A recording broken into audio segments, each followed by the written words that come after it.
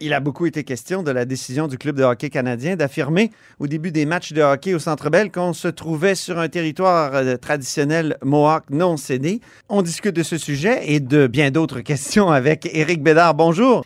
Bonjour. Éric Bédard, historien, professeur à la Télé-Université et auteur, je tiens à le dire, de Le Québec tournant d'une histoire nationale qui paraît, je pense, ces jours-ci au Septentrion.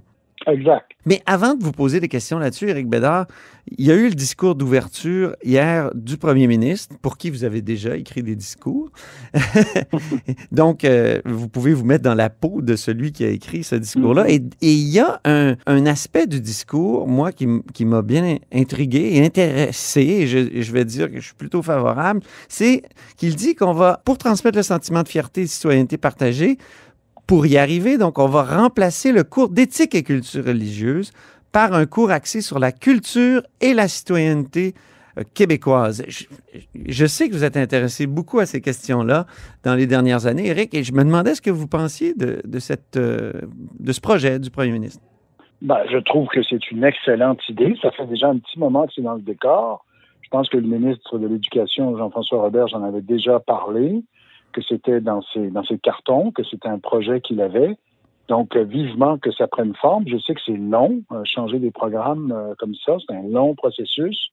Ça peut pas se faire en un claquement de doigts, mais certainement que, en tout cas, si la CAQ est reportée au pouvoir, ça serait dans les beaux legs que la CAQ gouvernement pourrait nous laisser, d'avoir un cours qui, au lieu de tabler ou d'insister sur ce qui nous divise et nous sépare et nous distingue, et qui va dans le sens d'une forme de fragmentation du corps social, est un cours qui a été très critiqué pour étant comme un cours qui est très proche de l'esprit du multiculturalisme, finalement. Mm-hmm. Donc, aller vers un cours qui nous unit, qui nous rassemble. Qu'est-ce qu'on a en commun? Qu'est-ce qu'on a à apprendre? Évidemment, en sachant que le Québec a bénéficié de l'apport de toutes sortes, de l'arrivée de gens qui venaient d'un peu partout dans le monde. Mais une fois que ça est dit, qu'est-ce qu'on a en commun et comment dire nous? Oui, comment dire nous après, une fois qu'on sort de l'école?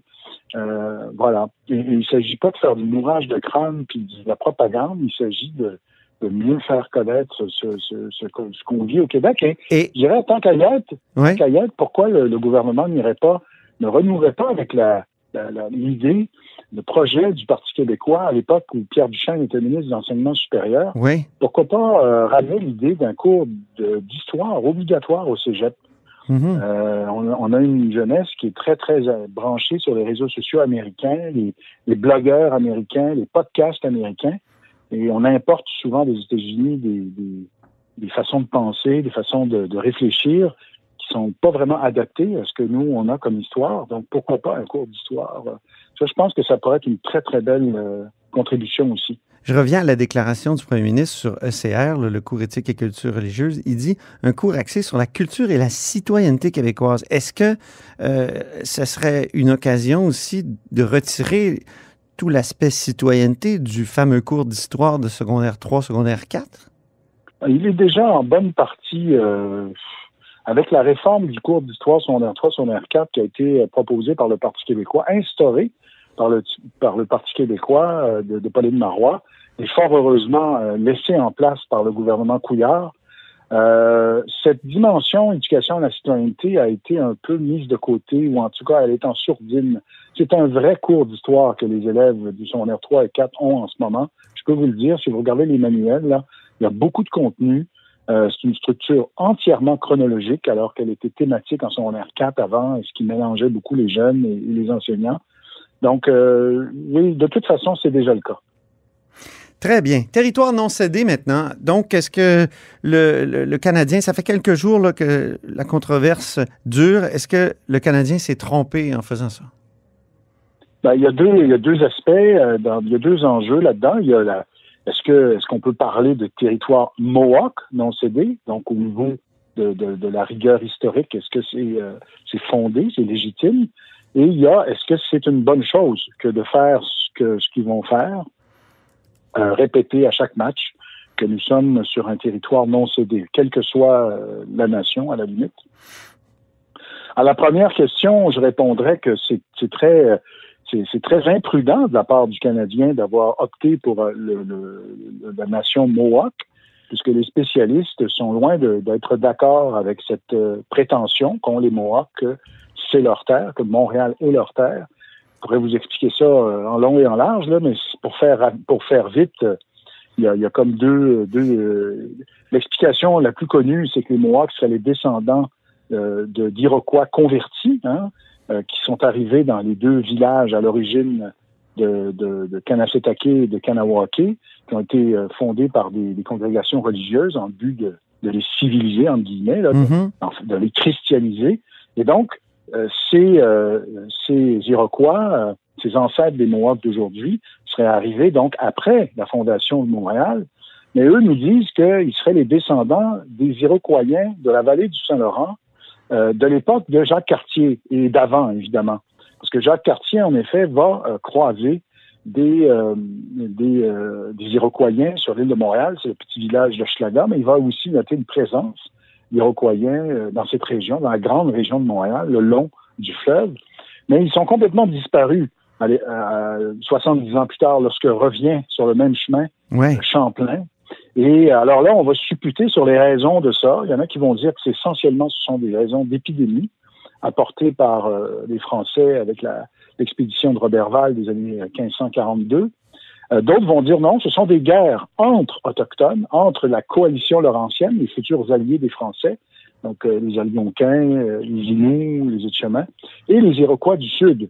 Et donc, cette guerre a été perdue par ces Iroquoiens, et que soit ils ont été tous plus ou moins tués, massacrés, ou soit qu'ils se sont réfugiés ailleurs, notamment en Outaouais, mais aussi dans la région d'Albany.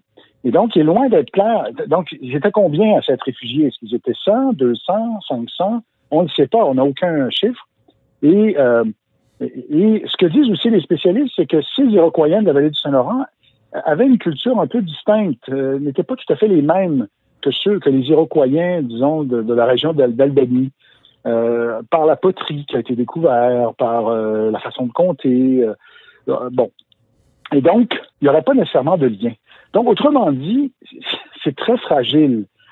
Et aussi, en 1642, ceux qui circulaient sur l'île de Montréal, c'était essentiellement des Algonquins. Beaucoup plus que... Alors donc, c'était imprudent. Et à la deuxième question, est-ce que c'est une voie de réconciliation? Je pense pas. Je pense que on le voit là, on en parle depuis 3 jours, ça crée un malaise. Alors, soit d'un côté, ça peut mettre les nations les unes contre les autres, si vous choisissez une nation plutôt qu'une autre. Ensuite, ça dit aux Autochtones, ben, on est chez vous, puis on va y rester, et puis on vous a volé vos terres, et puis c'est comme ça. Voilà. Oui. Et du côté des descendants d'Européens comme vous et moi, ça envoie le message que finalement, on n'est peut-être pas chez nous tout à fait. Donc, moi, je trouve qu'on est juste dans le symbolique, on est juste dans la bien-pensance. Pourquoi? C'est quoi la prochaine étape? Une fois qu'on a dit ça, on fait quoi? C'est la question que vous avez posée d'ailleurs dans un entretien qu'on peut regarder sur YouTube, un entretien qui date du mois de mai. Vous l'avez posé à Gilles Bibeau, un anthropologue et auteur de livres sur les Autochtones. Qu'est-ce qu'on fait? Quelle sorte de... Ça débouche sur quelle politique, ça, l'incantation du territoire non cédé? Et voilà. Avez-vous été satisfait de sa réponse à Gilles Bibeau? Plus ou moins. Alors, si vous vous souvenez bien, M. Bibeau était un peu mal à l'aise avec cette question. Il dit, écoutez, là, vous m'amenez sur le terrain politique. Alors, je dis, ben oui, je le sais, parce que c'est éminemment politique. Et il a un petit peu éludé la question en disant que faudrait renouer avec une meilleure toponymie. Mais il était un peu évasif. Et c'est normal, puisque lui, il est chercheur, anthropologue. Il n'est pas là pour nous amener des solutions. Mais en même temps, ça montre le malaise. Et là, c'est nos politiciens qui répètent ces phrases incantatoires. C'est à eux qu'il faut poser ces questions. Vous faites ça, vous vous donnez bonne conscience, mais on va où après? C'est quoi la prochaine étape? Qu'est-ce qu'on fait de la loi de 1876, là? Qu'est-ce qu'on fait? Puis au Québec, je trouve ça un peu plate parce que ça nous vient de l'ouest du Canada, beaucoup, ces histoires-là. Comme le montrait d'ailleurs Isabelle Haché, elle avait fait un bon article hier. Dans la presse, oui. Exactement, dans la presse. Donc, ça nous vient beaucoup de l'ouest canadien où les communautés sont installées depuis beaucoup moins longtemps et c'est plus facile à identifier. Où il y a eu des traités aussi, parce que c'était le 19e siècle. Mais nous, je trouve qu'au Québec, on a commencé la réconciliation depuis les années 70. Je trouve qu'on a quand même un bon... je trouve qu'on a fait des choses. La Convention de la baie James, la reconnaissance de René Lévesque de 1985, ensuite la paix des Braves de 2001, l'entente que vient de signer Hydro-Québec pour faire passer ces lignes aux États-Unis. Avec les Mohawks, justement, oui. Exactement, mais je trouve qu'on a là des institutions publiques, des politiciens, des conventions qui ont été signées. C'est pas parfait, et puis c'est pas pour dire qu'on a toujours été des anges avec les Autochtones, mais on a déjà... Et c'est ça que j'aurais répondu si j'avais été le conseiller du premier ministre, tiens, quand il s'est fait harceler de questions là, le jour là, de la journée Vérité et Réconciliation. J'aurais dit, écoutez, d'abord, c'est une fête qui a été décrétée sans nous consulter par le premier ministre Justin Trudeau, fête qu'il n'a pas fêtée lui-même, d'ailleurs, on le sait. Oui. Ensuite, il est allé se reposer sur une plage. Oui. Exactement. Nous, là, on a commencé la réconciliation. On n'a pas attendu Justin Trudeau et le Canada anglais. Nous, on a commencé la réconciliation comme peuple depuis déjà plusieurs décennies, avec la Convention de la baie James, avec René Lévesque. Ça a été un peu son testament, René Lévesque, on l'oublie. Absolument. Mais avant de démissionner en 85, c'est un des derniers gestes significatifs qu'il a fait, que de faire adopter cette motion, et ensuite la paix des Braves, et ainsi de suite. Donc, nous, on n'est pas les bras croisés, là. On n'a pas attendu après Justin, et puis c'est les larmes. Celle qui brûle des livres là, dans le nord de l'Ontario, là, Suzy Keys, je sais pas quoi. Oui, c'est ça. La fausse autochtone. La fausse autochtone militante du Parti libéral du Canada. Bon, alors on n'a pas attendu après ces gens-là, nous, pour faire des choses concrètes. C'est très important. Et donc, franchement, je trouve que là... Et vous dites, dans votre livre, justement, Le Québec tournant d'une histoire nationale qui paraît ces jours-ci, vous avez un chapitre qui s'intitule « Au commencement était la fête ». Donc, ça avait bien commencé avec les Autochtones et les Français. Et il y a la fameuse tabagie de 1603. Donc, parlez-nous de ça, parce que c'est intéressant. Je vous ferai une petite prédiction. Antoine. Moi, je ne serais pas surpris que nous avons tous les deux des enfants. Espérons que nous aurons peut-être des petits-enfants, vous et moi, mais que peut-être nos petits-enfants, lorsqu'ils vont ouvrir leur livre d'histoire du Québec, vont se faire dire que la véritable date de fondation du Québec, c'est pas 1608, la fondation de Québec, telle que nous, on l'a plus apprise, mais c'est probablement 1603. Parce que sans 1603, sans la tabagie de Tadoussac, c'est fort à parier que l'installation des Français, de la vingtaine de Français, on se comprend, là, c'est rien, là, en 1608, autour de l'habitation construite par les hommes de Champlain, ça aurait été impossible. Denis Delage nous l'a bien montré dans plusieurs textes.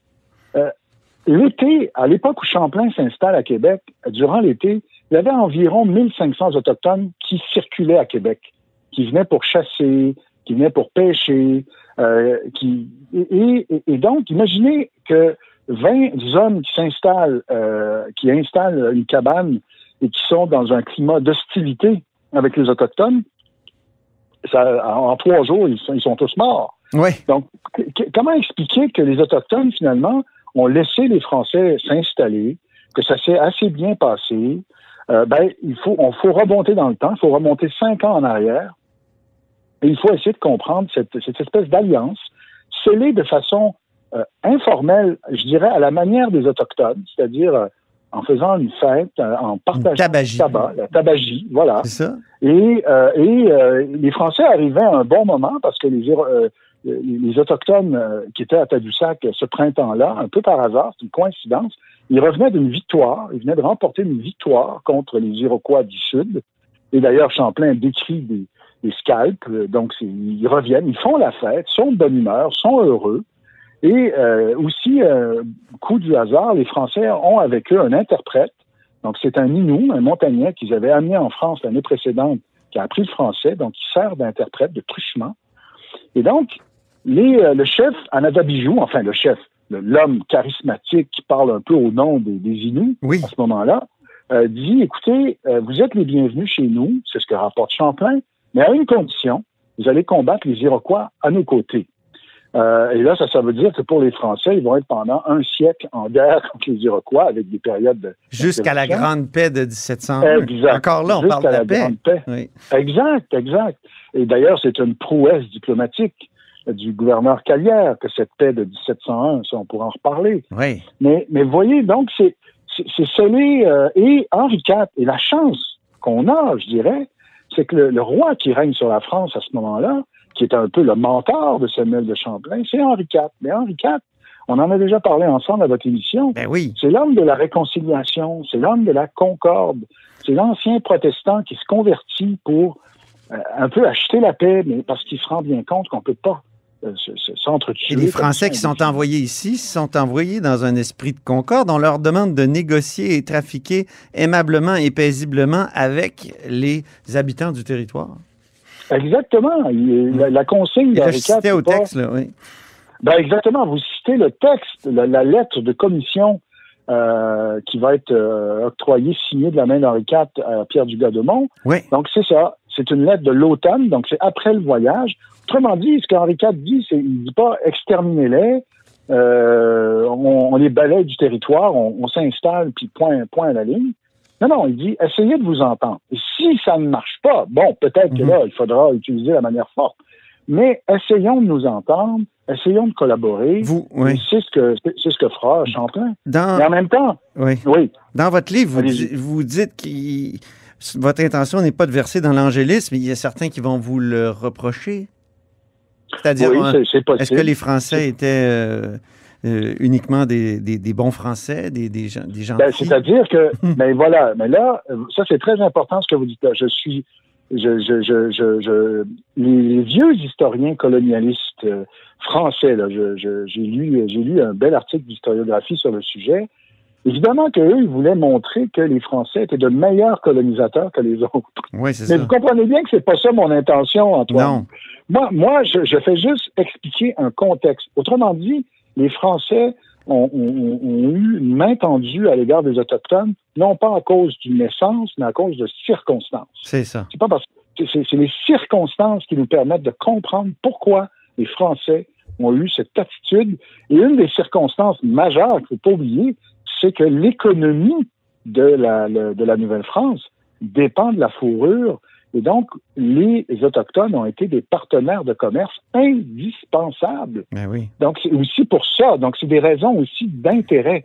Des raisons de contexte politique et religieux que je viens d'exposer avec Henri IV. Oui. Mais c'est aussi des raisons économiques en lien avec ce qui fait que la colonie peut être un peu rentable. Il nous reste peu de temps. Oui. Éric, je voudrais vous poser une question très précise. Est-ce qu'il faudrait commémorer la tabagie de 1603? Donc, en mai 2023, par exemple, est-ce qu'on ne pourrait pas faire une journée de commémoration de la tabagie? Question de faire connaître cette autre mémoire-là. Oui. Alors moi, c'est une proposition un peu audacieuse, mais je déplacerai la fête des Patriotes à l'automne, puisque les affrontements se sont passés à l'automne. Et en effet, j'instaurerai une journée une journée de la tabagie, je sais pas, je cherche un terme pour la désigner, mais qui montrerait, dans le fond, que c'est ça, l'histoire du Québec commence par une alliance en confiance entre Français et Autochtones, et notre histoire commence, autrement dit, par une fête et non par un massacre.